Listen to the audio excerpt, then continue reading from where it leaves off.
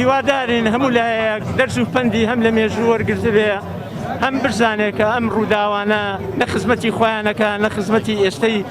هەرێمی کوردستانەکە نە خزمەتی ئایندەی کوردستانیش دەکا. ناوی فراوان نراوە لە مەسلەی چاکسازیە،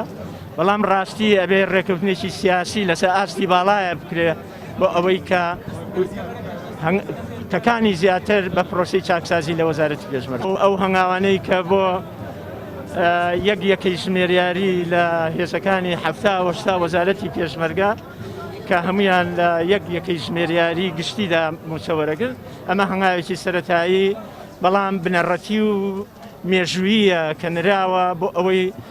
هێزی پێشمەرگەی کوردستان یعنی سەرەتایەکی نوێ دەست پێ بکات لە پرۆسی چاکسازی. ئەو ناوچە کوردستانیانە کە مادەی 140 یاسا و دەستوری عێراقا